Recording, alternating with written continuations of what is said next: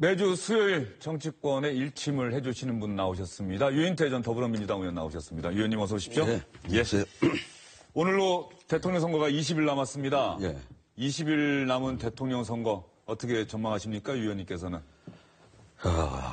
글쎄 이 초반 이제 판세로 보면은 원래는 문재인 대세 비슷하게 가다가 이제 한 보름 전 후보 확정 때부터 보자 그러면 문재인 후보한테 한 열흘간은 악재의 연속이었죠. 맨 처음에 그 어느 양자 대결에서 안철수 후보가 앞섰다는 게 경선하는 날 바로 알려졌고, 예. 또 그날 또 후보가 된 날 그놈의 그 양념 발언 때문에 그 또 당내 상당히 그 불협화음을 가지고 왔었고, 하여튼 그 다음에 당 대표하고 캠프하고 선대 인선 가지고 또 난리 법석을 떨고, 어쨌든 그래가지고 겨우 한 수습하는데 한 열흘 이상 제대로 후보가 확정되고 나서 제대로 대응을 못 했잖아요. 거기에 비해서 안철수 후보는 그 전날 양강에서 하여튼 가상이지만 앞선다고 하는 여론조사에 힘입어 다음날 후보 확정이 돼서 다른 낙선 후보들이 또 전폭적으로 함께 승복하는 모습을 보여주고, 그러면서 이제 그냥 갑자기 수직 상승을 했던 게 그 4월 한 3, 4일부터 한 열흘간 그 양쪽에 그래가지고 앞서기도 하고 아주 팽팽 접전으로 갔는데, 이제 어쨌든 이쪽 문재인 후보 쪽은 그 사이에 어떤 수습이 돼가지고 박영선 변재료위원 다 합류하기로 하고. 그랬죠. 예, 계속 조금 더 이렇게 확장하는 모습을 오늘 아침인가 상도동계도 원래는 안철수 후보 쪽과 가까웠다고 알려져 있는데 이쪽 지지로 오고, 저쪽에는 이제 그 몇 가지 실수 또는 그리고 이제 문재인 후보한테 되는 거는 새로운 건 없잖아요. 검증이라는 게 한 5년 전에 전부 나왔던 것 재탕인 반면에 안철수 후보는 처음 나온 거니까 요 몇 가지 이런 검증 항목들이 나오고 하니까는 조금 이제 조종기를 거치고 있는 게 아니냐, 그렇게 보는 거죠. 의원님은 네거티브라고 안 하시고 검증이라는 표현을 쓰시네요. 이건 검증이죠. 예, 검증 차원으로 봐야 된다. 예. 그런 말씀을 해주셨는데. 그런데요, 지금 얘기하다 보니까는 안철수 후보가 올 초만 해도 지지율이 여론조사 보면 4%, 5% 그랬단 말이죠. 그랬던 안철수 후보가 어쨌든 간에 갑자기 대선전이 시작되면서 일약 문재인 후보와 양강 구도를 형성했다. 그렇다고 한다면 이 여론의 흐름을 도대체 어떻게 봐야 되는 걸까요? 갈 곳 잃은 보수 표심이 안철수 후보에게 몰렸다. 이 평가가 과연 적확한 건지. 그렇다고 봐야죠.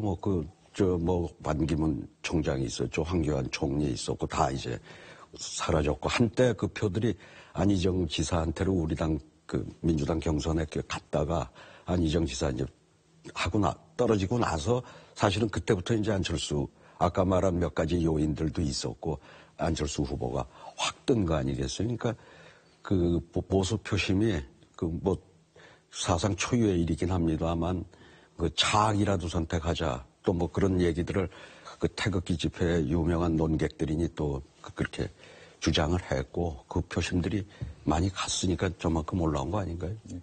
위원님께서 검증이라는 표현을 아까 쓰셨는데 그런 측면에서 보면 후보 본인에 대한 검증이라기보다는 일단 후보의 가족을 둘러싼 논란이 또 이번 대선에서는 좀 많은 것 같은데, 문재인 후보 같은 경우는 그 부인 5년 전에 텔레비전 그 광고인가요? 찍을 때 옆에 보였던 그 가구가 알고 봤더니 정말 고가의 가구였다. 이런 얘기가 또다시 지금 5년이 지나서 또 논란이 되고 있고, 안철수 후보 같은 경우는 부인의 서울대 채용이 특혜 채용 아니냐 이런 의혹도, 그리고 보좌진들을 국회의원의 부인이 사적인 데다가 동원해서 도움을 받았다 이런 논란도 있고요.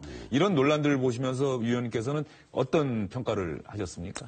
근데 이제 문재인 후보 두 아들 고용정보 문제나 가구는 새삼스러운 게 아니고 5년 전에도 전부 나왔던 거고, 근데 이제 문재인 후보 측에서 처음에는 그거 다 끝난 얘기를 그러고 고마해 이제 이랬단 말이죠. 그렇지만 또 5년 전 일을 다 잊어먹은 유권자들이 더 많거든요. 그러면 그 재탕이라고 하더라도 다시 한번 성실하게 또 해명할.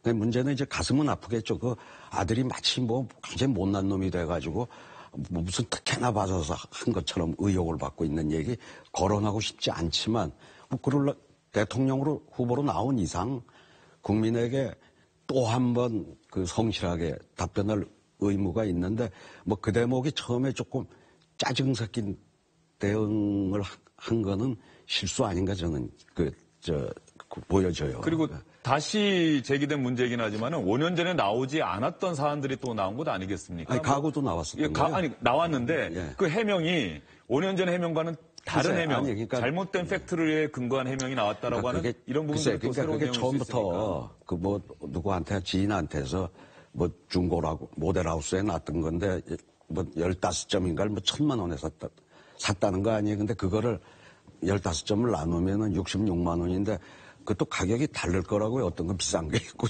15점 뭐, 중에 싼 그럴 수 것도 있죠. 있고. 예.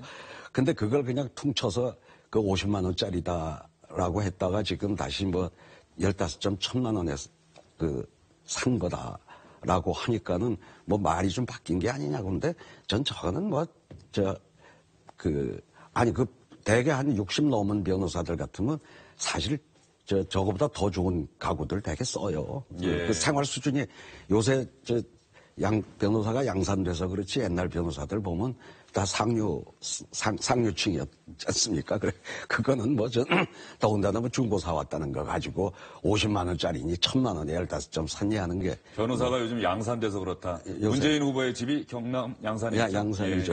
예. 그러니까 문재인 후보에 대해서는 이제 유인태 의원께서는 조금은 좀 후하게 지금 말씀을 하신 아니, 것 그것도 같고. 재탕이기도 할 뿐더러. 그 안철수 후보의 부인을 둘러싼 의혹은 또 어떻게 보십니까? 원 플러스 원이라고 하는 거는 안철수 그때 교수가 워낙 그 탐나는 서울대 입장에서 하면은 원래 그 스포츠계에도 누구 투수할 때 이렇게 덤으로 따라가는 게 있는데 과연 지금은 뭐 법이나 됐지만 서울대학 교수가 뭐 그런 식으로 이 덤으로 따라가는 게 옳냐. 근데 저거는 그 당시도 안철수 교수가 자기 부인도 서울대학으로 옮기면 내가 가겠다, 뭐 그랬다는 얘기가 그 당시에 전 그렇게 알고 있어요. 그래, 조금은 그렇게까지 심각하게, 안철수가 탐나서 나 부인하고 같이 옮겨주면 내가 갈게. 뭐 그 서울대학 측에서 받아들였을 수 있다고 봐요. 그 당시 안철수 교수가 용합대학원장으로 꼭 필요한 사람이었다고 한다면은 그래서 전 저거는 그렇게 심각한 문제는 아니지 않겠냐. 그 대신에 해명이나 이런 과정에서 좀 거짓 해명만 안 하면, 진솔하게 얘기하면, 그런 일이 우리 많이 있잖아요. 볼 땐 좀 꼭 탐나는 사람 할 때, 나 누구하고 같이 해주면 할게, 할 수 있는 거란 말이죠. 근데 이제 그 부인이 보좌진한테 했다는 거, 저거는 전 지도자가 되려고 했던 사람이 요새 인터넷에도 많이 나돌아다닙니다만 보좌진이 그동안에 23명이 바뀌었다. 그 기사는 봤습니다. 보셨잖아요. 큰 일을 도모할 사람이면 우선 나를 가장 지근거리에서 보좌하는 사람들을 정도는 자기를 존경하게 만들어야지. 그 사람들에게 만약 그만뒀을 때 나가서 한마디가 그리고 정치하다가 운전기사 때문에 정치 인생 망친 사람이 근자에 얼마나 많은지 제가 이름은 안 되겠습니다만 예. 아시잖아요. 예. 그러니까 저거는 큰 일을 그때 이미 큰 꿈을 가지고 있는 사람의 처신으로 좀 이해가 안 갈 뿐더러 저도 국회의원 몇 번 했습니다만 기차표, 비행기표 정도 예약은 부탁할 수 있지만 교수로서의 논문, 그런 걸 한다고 하는 거는, 그건 사실은 공사를 구분 못하는, 저는 그건 생각보다 심각한 문제라고 보고, 누군 그러대요. 교수 갑질이라는 거. 요새 제가 사임당 드라마를 잘 보는데. SBS 수업 드라마. 예. 그거 재밌죠? 이제 처음엔 좀 옛날 얘기 하다가 사극이다가 또 현대 미술대학자인가 교수왕 하던 사람. 예, 과거에는 왕으로 나오고. 예. 그거 밑에 애들 조교들 갑질하는 거 보니까 생사 여탈권을 쥐고 있는 거나 마찬가지니까. 예. 이게 교수 갑질에 대표적인 사례가 아니냐 아주 냉혹하게 얘기하는 여론도 좀 예. 있는 것 같아요. 위원님 말씀 들어보니까 그 안철수 후보의 부인 김미경 교수인가요? 뭐 상당히 반성하고 앞으로 엄격하게 또 하겠다 뭐 이렇게 사과문을 냈던 기억이 나고요. 그런데 말이죠. 대선 때 많은 분들이 이런 얘기 합니다. 왜 후보들은 상대방을 비판하고 비난하고 하는 네거티브 공방에 집중하느냐. 우리는 정책을 갖고 미래를 얘기하는 아름다운 승부를 보고 싶다라고 많은 유권자들이 기대하고 바라는데 왜 대선 때만 되면 모든 후보 진영이 그런 것보다는 상대방을 흠집내고 깎아내리려 하고 하는데 더 집중을 할까요? 그게 더 효과적이어서 그런 걸까요? 저는 우리 언론에도 꽤 책임이 있다고 보는데 그 정책 내놓으면요 우선 잘 안 다뤄줘요. 그래도 예전보다 많이 씁니다. 그래도 그거보다 가령 네거티브 한마디 한 거는 그냥 줄기차게 얘기를 하는데 그 정책을 발표한 거 그저 간단하게 언급을 하고 넘어간단 말이죠. 그러니까 그리고 정책 얘기해봐야 그게 별로 그 도움이 안 된다는 거예요. 아무리 좋은 정책 얘기를 해도 역시 그 우선 우리 국민들이 그 네거티브 저 인간이 어떤 인간이야 그런 거에 훨씬 더 호기심을 갖고 뭐 그런 국민 정서가 또 그러니까 언론도 거기에 반응하는 거겠죠. 이건 해봐야 정책 한 면 누가 발표한 거 한 면 신문에 실어보세요. 그거 꼼꼼히 읽는 사람 제목만 보고 넘어가는데 네거티브 하나 나와 보세요. 그건 꼼꼼히 들여다보는 게 지금 우리 국민들의 되게 그 행태가 그런 거 아닌가요? 위원님 말씀 들어보니까 꼭 언론의 잘못만은 또 아닐 수도 있고 어쨌든 예 아니 언론도 예전과 다르게 좀 정책이나 이런 부분 공약부 비교하고 실현 가능성 재원 마련 이런 거 많이 집중해서 요즘 쓰고 있습니다. 더 노력할 텐데요. 다만 각 후보 진영에서 하루에 내놓는 논평의 절반 이상이 사실은 네거티브예요. 모르겠어요. 그냥 지지자들이 SNS에 올리는 건 모르는데 소위 당 대표라는 사람들을 저는 민주당이고 국민의당이고 조금 품격을 지켜줬으면 그 대표가 나서서 그런데 하는 거는 좀 모양 사납더라고요. 예. 유 의원님, 아까 정치권 소식에서도 다뤘는데 가수 전인권 씨가 안철수 후보 좋게 얘기했다가 문재인 후보를 지지하는 그 누리꾼들이 그 전인권 씨도 적폐 세력이다라고 하는 표현까지 썼다는 대목. 이 부분이 지난번에 아까 얘기했던 그 양념 발언과 좀 일맥상통하는 부분인데. 근데 어느 정치인이고요. 저 사람들은 굉장히 자부심도 강하고 우리는 다른 그 캠프에 있는 사람들처럼 뭘 자리를 바라는 것도 아니고 우리가 돈을 받는 것도 아니고 내 신념을 가지고 하는데 뭔 잔소리냐 그리고 굉장히 자부심들이 강하고 누구한테 간섭 안 받으려고 하는 게 있으니까 그러한 자기 그 열성적인 지지자들에 대해서 굉장히 고맙죠.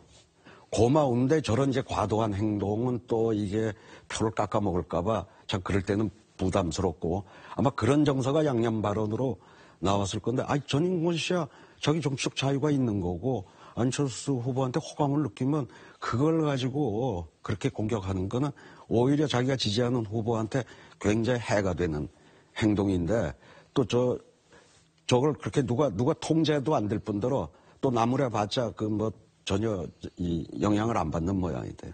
참 계륵 같은 존재예요. 팬클럽이. 문재인 후보나 문재인 후보 캠프에 있는 분들이 이러지 맙시다라고 요청을 하면은 그래도 안 그런 되나요? 일이 몇 번 있었는데 거기 핵심에 있던 조직본부장이니 노영민 보고도 저도 잔소리를 좀 한 일이 있고 임종석 비서실장이니 그러면 그런데 너나 잘하세요 그렇대. 네. 대선 때가 되면 과연 누구를 찔 것인가를 갖고 가족, 친구끼리 얘기를 많이 하는데 상대가 다른 사람을 지지한다고 하면은 그 사람의 의견으로 받아들이고 그럼 나는 또 다른 사람을 지지한다 이렇게 얘기하면 되는데 그 다른 사람 왜 지지하냐고 비판하고 이러는 거는 꼭 이번 건뿐만 아니라 안철수 후보나 홍준표 후보, 유승민 후보, 심상정 후보의 경우도 마찬가지겠죠. 그렇죠. 예. 오늘 유 의원님과의 이야기는 이쯤에서 정리를 하겠습니다. 다음 주가 되면은 또 이제 대선이 13일 앞으로 다가오니까 더 구체적이고 정확한 전망을 좀 부탁드리겠습니다. 오늘 말씀 잘 들었습니다. 감사합니다.